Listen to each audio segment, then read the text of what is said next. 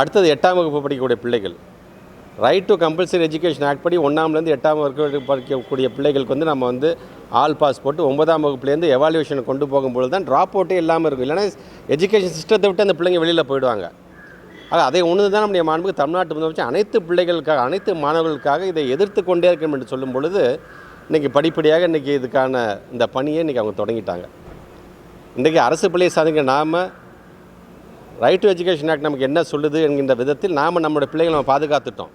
நமக்கு பெருமையாக இருக்குது, சந்தோஷமாக இருக்கின்றது. ஒரு பாதுகாவலனாக நம்முடைய மாண்புக்கு தமிழ்நாட்டு முதலமைச்சர் விளங்குகிறார். நமக்கு அது மிக பெருமை.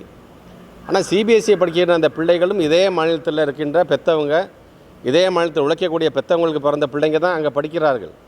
ஆனால் அவர்களுக்கென்று இன்றைக்கி ஒரு தனி சட்டமாக இதை மாற்றுகின்ற அதில் இருக்கின்ற கிளாஸஸை மாற்றி இல்லை இந்த பிள்ளைங்க 5ஆவதுல ஃபெயில் தான் என்று சொல்லும் பொழுது அப்போ ட்ராப் அவுட் எவ்வளோ தூரம் அதை அதிகப்படுத்தும் என்பதை நீங்கள் உணர்ந்து கொள்ளுங்கள்.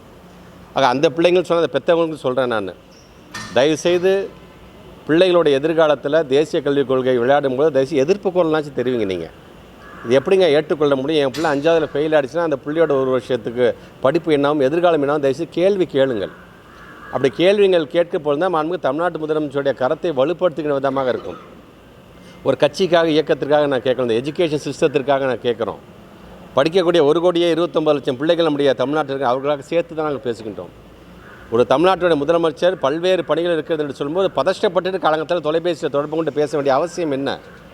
நாட்டின் எதிர்காலம் என்று வந்தால் அது நாளைய தலைவர்களாக இருக்கக்கூடிய நம்முடைய மாணவ செல்வங்கள் மீது வைத்திருக்கின்ற நம்பிக்கை, அவர்கள் மீது வைத்திருக்கின்ற அன்பு, அதன் காரணமாகத்தான் ஒவ்வொரு முறையும் நம்முடைய போர்டு எக்ஸாம் ரிசல்ட் வரும்போது நாம் அவர்களை ஊக்கப்படுத்துகிறதுக்கு நம்முடைய தமிழ்நாட்டு முதலமைச்சர் அந்த வாழ்த்து செய்தி சொல்லுகிறார் என்று சொல்லும்போது எனக்கு 5ஆம் வகுப்பு பிள்ளைங்களுக்கு அந்த ப்ரெஷரை ஏற்றுக்கிறார்களே, அதை எப்படி ஏற்றுக்கொள்ள முடியும் என்பதற்காகத்தான் இதை நான் சொல்கிறேன். பெற்றவங்களை நான் வைக்கின்ற வேண்டுகோள், தயவுசெய்து இது போன்று ஏதாவது உங்கள்கிட்ட கையெழுத்து வாங்கி 5ஆவதுல ஃபெயிலாக உங்கள் பிள்ளை ஃபெயில்னு நீ ஒத்துக்க அப்படின்னு தயவுசெய்து கையெழுத்து வாங்க. தயவுசெய்து எதிர்த்து கேள்வி கேளுங்கள்.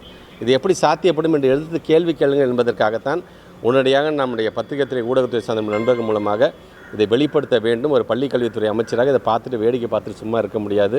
எனக்கு மேலே இருக்கின்ற தலைமை ஆசிரியராக இருக்கக்கூடிய மாண்பு தமிழ்நாட்டு முதலமைச்சர் அடுத்த நிமிஷமே இது சார்ந்து நீ உடனடியாக நீ ஒரு நல்ல தெளிவான ஒரு செய்தியை நீ பத்திரிகைத்துறை நான் ஊடகத்துறை நம்ம மூலமாக சொல்ல வேண்டும் என்று சொல்லுங்கள். அந்த அடிப்படையில் தான் உங்களையும் நான் சந்தித்து சொல்லியிருக்கிறேன். ஆக இதை மக்களிடம் பெற்றோர்களிடம் எடுத்து செல்கிற பணியில் நீங்களும் ஈடுபட வேண்டும் என்கிற அந்த கோரிக்கை வைப்பதற்காகத்தான் உடையாக அழைத்திருக்கின்றனர். என்னுடைய அழைப்பை ஏற்று வருகை தந்த உங்கள் அனைவருக்கும் என்னுடைய நன்றியை நான் தெரிவிச்சுக்கிறேன்.